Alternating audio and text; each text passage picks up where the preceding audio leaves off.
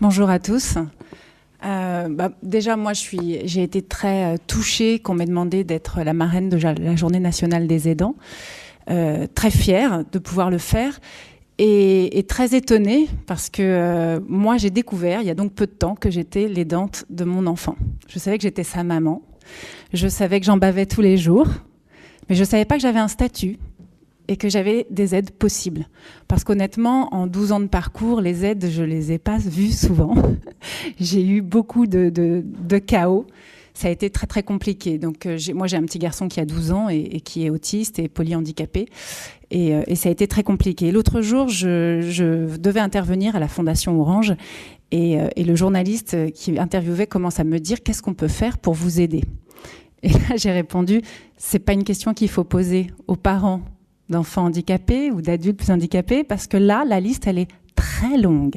Si vous êtes prêts à m'écouter longtemps, j'en ai des choses à vous dire. » Mais alors, comme ici, il y a des élus, que c'est aussi votre rôle, je vais essayer quand même déjà de vous expliquer.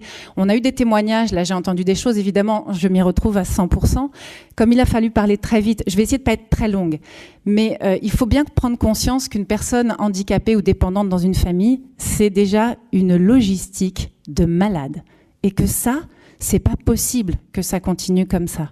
C'est-à-dire que vous devez vous occuper de votre enfant à temps plein, mais il faut aussi, alors que vous travaillez, l'emmener chez l'ergothérapeute, chez l'orthophoniste, chez le kiné, aller voir le psychomotricien. Et c'est toutes les semaines, les mêmes rendez-vous. Vous faites comment? Alors déjà, quand vous ne vous travaillez pas, c'est très compliqué, mais quand vous travaillez, vous prenez sur votre temps de travail. Il faut trouver des solutions ou des relais. Allez trouver les babysitters qui sont capables d'emmener un enfant qui va hurler parce qu'il arrive dans un coin différent. C'est très compliqué. À cela s'ajoute en plus la tonne de paperasse que vous nous demandez de faire pour avoir des droits.